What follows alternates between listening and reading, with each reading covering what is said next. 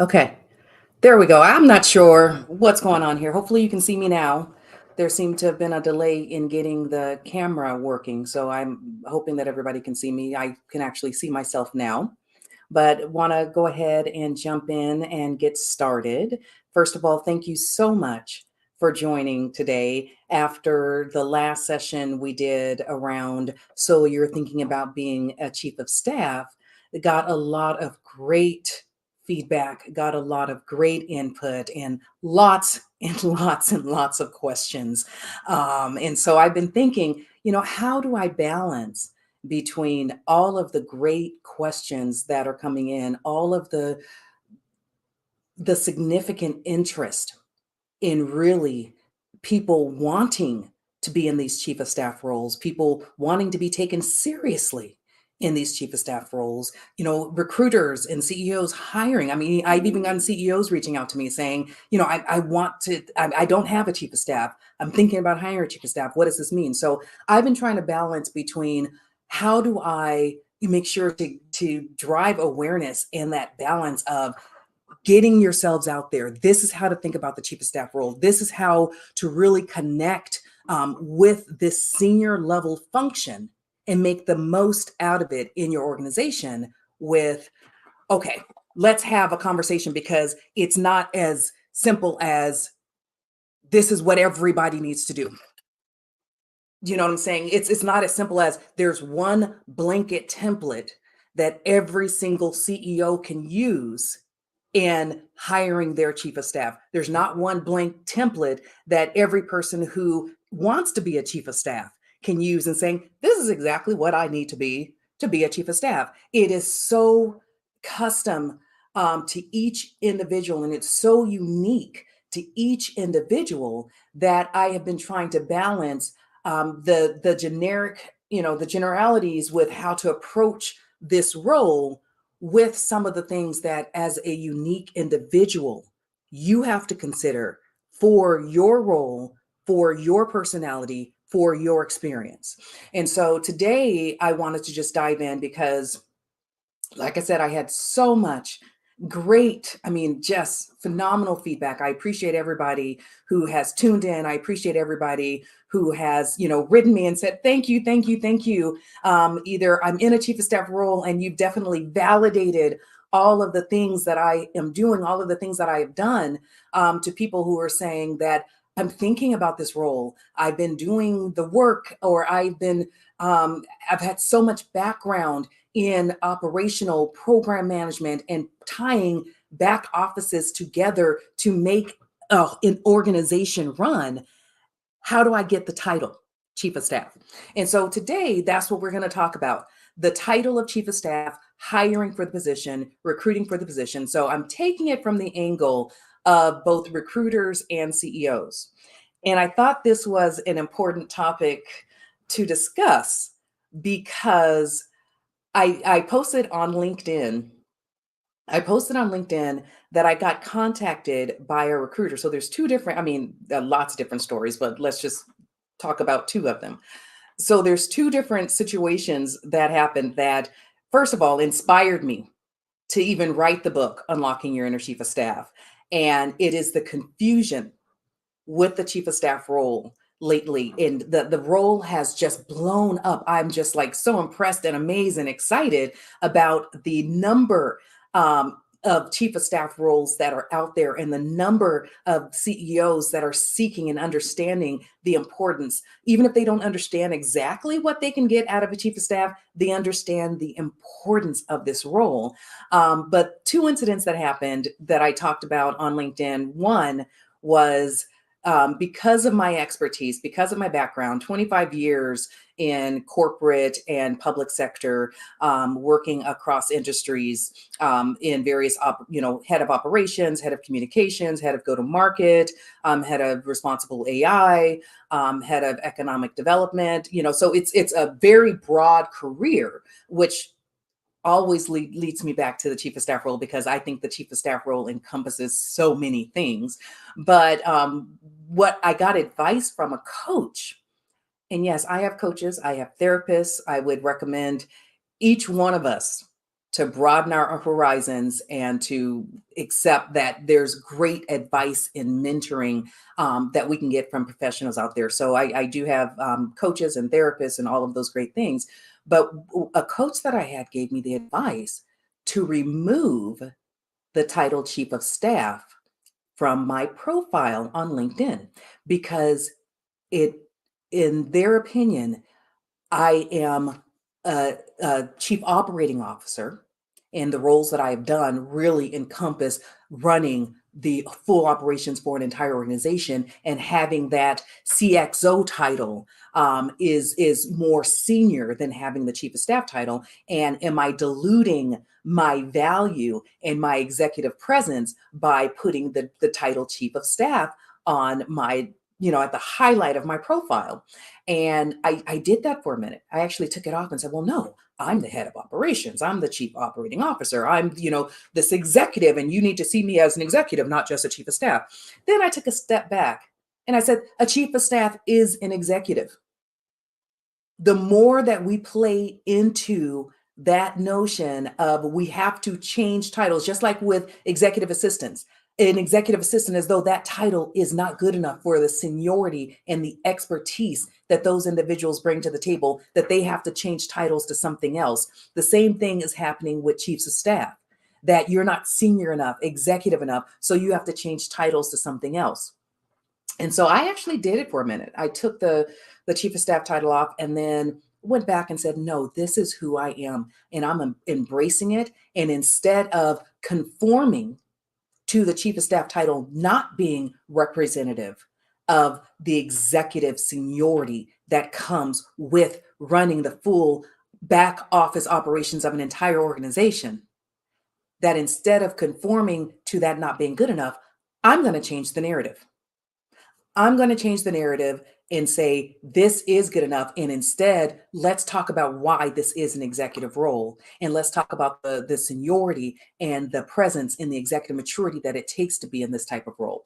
And so that's exactly what I did, and put it back on there in bright, bold letters, because I'm proud of that chief of staff. So that was one of the experiences that that really helped shape my passion to drive awareness of the chief of staff role. The other is getting pinged by LinkedIn, because I'm looking for fractional chief of staff opportunities. And so, I'm open to work on LinkedIn with all of the other things that I'm doing. And I get pinged on LinkedIn often about these chief of staff positions. And so I'll scroll through them, look at them, say, okay, is this something that matches me? And 3 positions in the last 2 weeks, the first 3 bullets on these positions are: must be proficient or excellent at managing an executive calendar, must, be ready and willing to provide personal assistance for the executive, and travel and all of that kind of stuff. And then must be, really good at taking notes and, that kind of thing. And it just struck me that people do not know what this role is, what the impact of this role can truly be.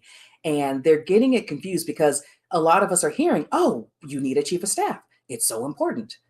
But we get that confused with, we need a personal assistant, or we need something additional to our executive assistant.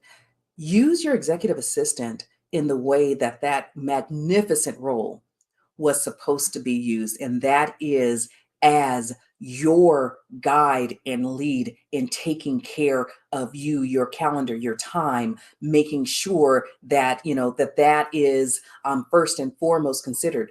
The chief of staff role is an extension of you running your organization. And so that's an important distinction as we think about for recruiters. So I'll break this into 2 parts.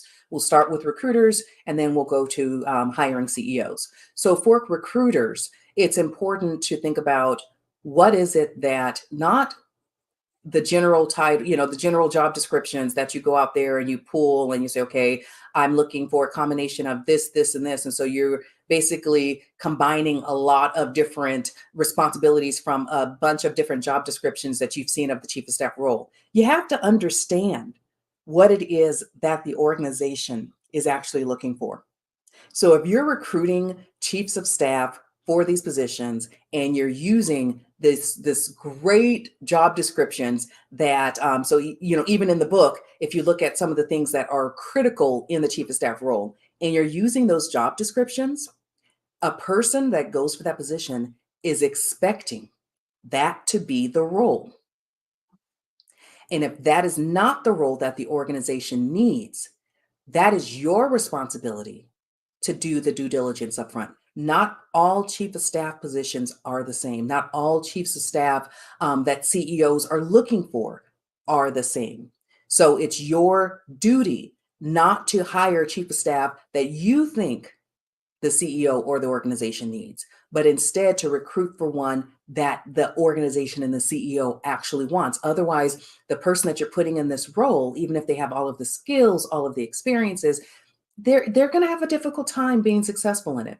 And so my advice to recruiters really is to have a conversation. I mean, at the end of the day, you can get somebody with detailed project management skills, program management skills, operational skills, communication skills. You can get somebody with that full combination of everything that's important.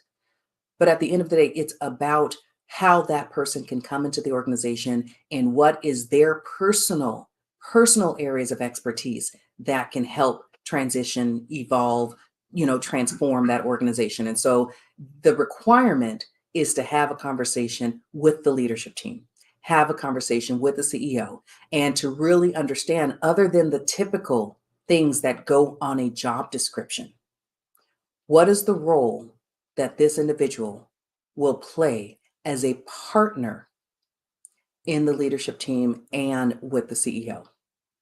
And first and foremost, getting that documented in a clear way and getting that communicated in a clear way is way more important than what it is that you put on the job description itself of saying must run the rhythm of the business, must help with strategy reviews, must help define the OKRs. We all know that. Those are given. Let's look beyond the given. Let's look into what is it that the individual, what they can bring to this role, how that will make a difference with this team. And will the team have the opportunity and the openness and the ability to accept and embrace that change, especially, and I would say, especially in cases where an organization has never had a chief of staff before. Be very upfront with that. If an organization has, if this is a brand new role, be very upfront that the organization has never had a chief of staff before. So you are basically helping to shape and formulate what that position is. And I would say for any candidate that is in a position looking that is potentially faced with a brand new, you're the first time chief of staff, I would say getting clear, not on this notion, organizations, recruiters, CEOs, they have this very clear thought. It's like, oh yes, this person is going to just come in and help organize, our world. But getting very clear of your seat. Where does your seat reside? And that conversation is so far beyond the job description and the responsibilities that it's critical and so much more important for a recruiter to truly understand what is it, not that the organization says it needs, but digging into what is the organization open and willing to embrace, and be honest with that. Okay, so CEOs, let's change topics just slightly into, you're a CEO, you're an executive, and you, two ways. You have never had a chief of staff, but you keep hearing about this chief of staff role, and you keep hearing that it's something that you need that's going to make your life easier. Let me first and foremost say yes. Yes, absolutely. Worth every single penny if you get the right person for the job. Worth every single penny. Having a seasoned chief of staff that can be an extension of, I talk about the shadow and extension types of chief of staff. In this aspect, I'm not specifically referring to the type of chief of staff, whether it's a shadow or extension. I'm talking about being that person, having that extension of you that can take care of running your office, that can take care of running your organization, that can take care of everything that is keeping the pieces and the wheels moving while you're focusing on the vision, the strategy, on the execution of those goals and making sure that the alignment is happening, while you're focusing on making sure that the representation of your voice and the inspiration and the motivation that you're able to give to employees, to partners, to customers, that you're able to make that happen. Absolutely, the chief of staff role can be the best and greatest impactful role that you could ever consider hiring. But if you're a CEO that's a micromanager and you have a very, very, very specific way of getting things done, I would have you pause and say, okay, am I actually looking for a chief of staff? Because a chief of staff is a seasoned CXO in their own right. And so are you looking for somebody who actually can think for themselves and run the business and, get alignment with you, but they're running the business on your behalf, but as a line of business themselves for themselves, checking in with you and making sure that all of that is good? Or are you looking for somebody that you can send directions to? Lee, I need this, and this, and done. Go make it happen. Lee, I need this, and done. Go make it happen. Because I would say if you're looking for somebody that you can just send instructions to, that you can trust to make it happen, and you're delegating responsibility of things, but you're telling them what to get done, that, and I label it business manager, but there's other labels that can be used as well. But that is a business manager. That is someone that is a catcher, someone that takes the content that you're looking for or the projects that you're looking for them to deliver in the way, in the manner that you want them to deliver it on your behalf, and they're taking that and they're delivering it. On the other side, a chief of staff is helping to define what needs to actually be delivered. And so I would say think critically. It's there's nothing wrong if you are a CEO or an executive that you, because of the stage of your business or because of a number of different things, your personality, the state of the organization, the state of the leadership team, any number of reasons that you want to have more hands-on control of exactly what is happening and how your organization is running. If you want to have more hands-on control with that and you just want someone to catch it and go execute on it, there is absolutely nothing wrong with that either. But be transparent about that. Be transparent about that, because knowing what you're really looking for and knowing that type of personality that really can help deliver, that's going to make the partnership successful.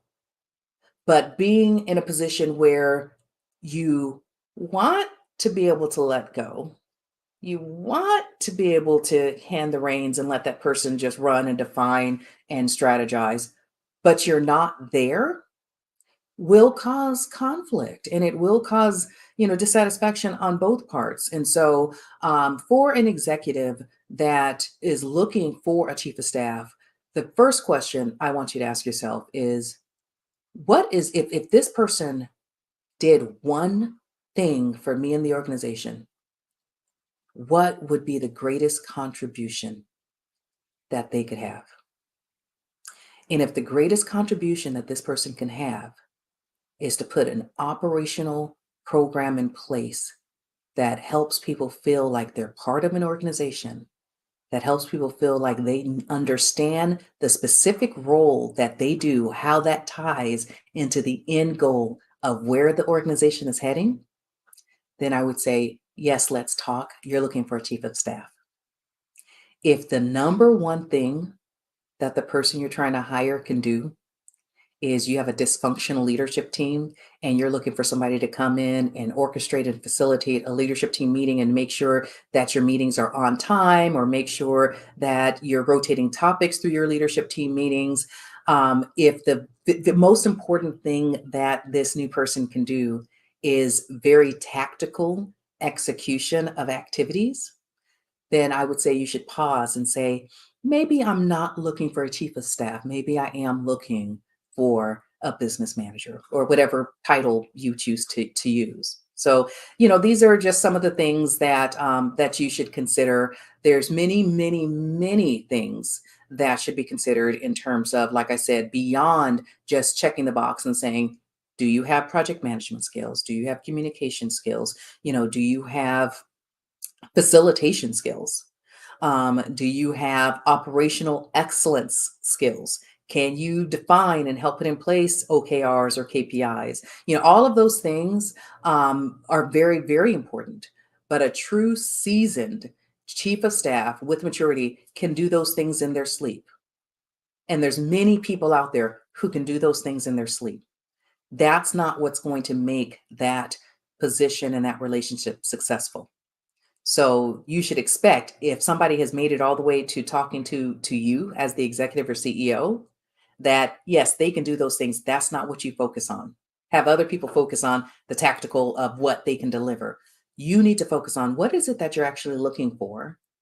And in this conversation, taking the time to get to know that person and to allow that person to get to know you.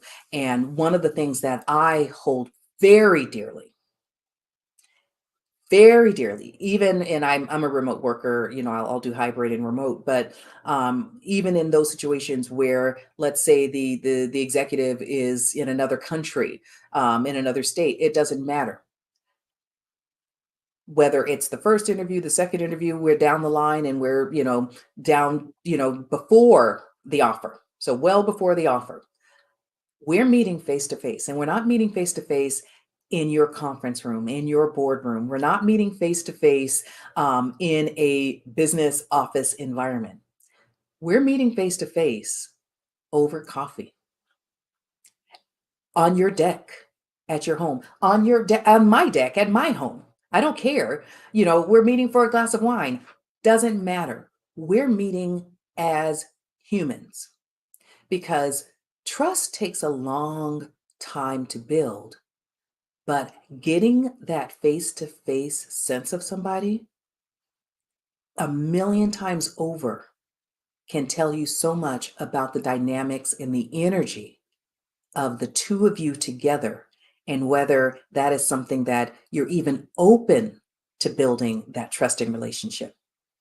Because if you're getting together and you're just completely two different personalities, completely two different types of individuals and approaches, no matter how great that person is, no matter how great of skills, project management, whatever, no matter how great that person, whatever they bring to the table, it is not going to work.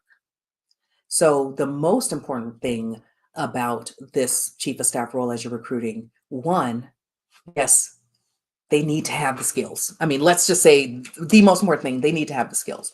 But put that aside, you need to understand what it is you're looking for, and you need to meet that person face to face in a casual conversational environment. And you need to know what you're looking for. You need to be honest with yourself and with that person. If you don't know, be honest about that too. You don't know, and that's okay. But as long as you're open to figuring it out together. But if you don't know, but you have this very narrow definition, then you need to have that conversation too. So I have been talking and talking and talking. I'm looking at the I am window, and we have 5 minutes left. And I also want to make sure that I'm answering your questions. After the last show, I got bombarded with, I mean, just like boom, boom, boom, boom, boom, boom, boom, boom, just a million questions. And I will be honest, I'm trying to keep up with everything, and I'd rather do it in this, community, in this group setting, rather than a million questions coming to me at once. Or if you're interested in coaching, one-on-one coaching, I can put the link into the I am window, and you can, do some coaching sessions. But this is a great opportunity. If you have questions, I'm here to answer those and to share whatever knowledge that might be helpful to you. So feel free to go ahead and put your questions in for the last couple of minutes. Otherwise, let's talk about So we talked about recruiters, we talked about the executives. Let's talk about the leadership team members. And so you should always have your leadership team members. And my preference is for the candidate to meet all of the other leadership team members. The number one most important, other than the CEO, leadership team member that a candidate chief of staff needs to meet and also needs to have a conversation with. It doesn't have to necessarily be face to face, but it definitely should be enough time to get to know each other, is the chief of staff with the executive assistant. That is the most critical partnership, and being able to build that relationship and to be able to build that partnership is important, because you have to remember, from a CEO perspective, the CEO is a lonely job. They don't have a team. So there's nobody that is pulling them together and saying, "Hey, let's make this team." The EA position is a lonely job. They don't have a team. And the chief of staff position is a lonely job. To me, the team is that trio. And I've always set up a weekly trio sync between the EA, the CEO, and the chief of staff, because that trio partnership, that's the team. And getting together, having brainstorming and deep dives, that's the team. And so to me, that is the most important relationships that you can build. But outside of that, the leadership team, you should also get to know the candidates. And you're looking for, and again, not just can they do the job, but you're also looking for um, knowing how this leadership team works. Can they push you to think differently? The chief of staff role is not to come on board and just get on the bandwagon and say, "Hey, let's do things the way we've done it because we work so well." The chief of staff role is to look and to examine and to do deep dives into where can we improve? Where can we be better? Where can we push ourselves and think outside of the box? So, is this person and their approach, can they help you think differently, greater, broader, and enlighten your perspective rather than just get on board and say, "Okay, we're all getting along and this is great and let's just move forward." Okay, so we have a question that has come in from Ashley. How can a seasoned EA transition and obtain a role of chief of staff? This is Ashley, it's a great question. And the interesting thing, so I've been invited on a podcast by one of the UK's leading EA coach and executive in executive assistant roles. And the interesting thing to me is this linkage that people have between the EA role and that of the chief of staff. Just like if you're a project manager, just like if you're a sales manager, just like if you're a communications manager, finance manager, all of those things, just like an EA, if you're interested in the chief of staff role, it can become a chief of staff role, but it's not a natural transition. Please know the EA position and the EA function in itself is and should be a seasoned, senior, respected role. It should not have to go in any other direction. But if your interests as an EA, as a project manager, communications manager, finance manager, if your interest is to go the direction of a chief of staff, I would say, as I was talking about the business manager role, and that is more of the tactical catcher and executor and making things happen, I would say start taking on projects. You're actually in a very, very special position as an EA, working both with the chief of staff and the CEO and the executive. You're in a very, very good position to say, "Hey, I want to build skills in certain areas." And so start taking on special projects as as that catcher and building that. I would also say, if you don't have a seat as an EA, if you do not have a seat on the senior leadership team, I would have you ask yourself, why is that? Because you should be a member of the senior leadership team. You should have a voice at the table. My opinion is, and I posted a question on LinkedIn about, is it okay for an EA to just be an observer at a senior leadership team meeting? My opinion is no. Nobody should just be observers at meetings because it makes the dynamics unnatural. but you should be a participant. You are a leadership team meeting and you have a voice and a perspective that is completely different than anybody else at the table. And so those are just a couple of places that I would suggest that you start, and making sure that you have a voice, that you're starting to find that voice, and that some of the catching projects, some of the functional areas of expertise that's needed, that you are able to take on special projects to make those happen. Well, we are out of time. I hope there was something that was beneficial in this session. I sincerely hope that you found something informative, and let me know. I mean, I can continue to do these on Fridays. I'm happy to share some knowledge there. It's just 30 minutes, so it doesn't take too much of our time. But let me know if this is something that you feel interested in continuing. Until then, I sincerely appreciate all of you for joining in and supporting me. If you haven't gotten a copy of my book, please, please, please, please get a copy of the book. If you've gotten a copy of the book and you haven't left a review yet, I've only had a few reviews and I've had so many book sales, so I don't know what's going on. Leave a review. Let me know what you think. It would be sincerely appreciated. Until next time, thank you so much for tuning in. I sincerely appreciate each one of you.